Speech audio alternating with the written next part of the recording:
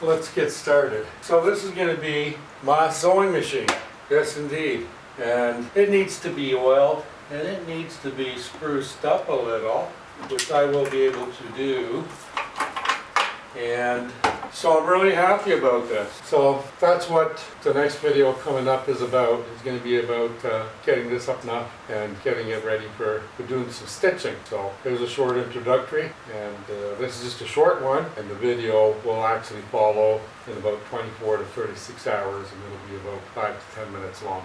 This is the cavity that my 401 sewing machine sits in. There's the 401 there. There's a lamp. I've got the 401 folded back, and there's the case. And what I've been doing is I was just dusting off all the dust down on the knee, the knee throttle, the metal thing that I use my knee to put the juice to it. So I've just got some oil, and I've already wiped down the spring and the metal parts for the knee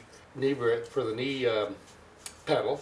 And so I've just got this oil in this utility brush, and I'm going to put some oil on these things, and then I'm going to wipe it off. So there's a bit there, there's a bit there, there. Yeah, there's not too many places where there's actual metal moving parts, but it hasn't been done ever. So I'm just going to put it on, and I'm wiping it underneath, even though I probably never cleaned up underneath all that well when I was washing it. But now I've got the shop towel, so I'll give it all a going over with that.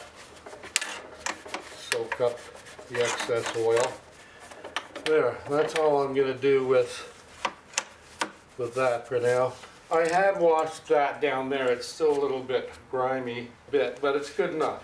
And all the big stuff is gone. Anyway, I'm gonna get the sewing machine put back there, get it upright, and then give it a little bit of an oiling. Take the top off, and we'll see how dirty it is inside in the top there, and then thread it. I already tested it with electricity, and it works. It works with the juice.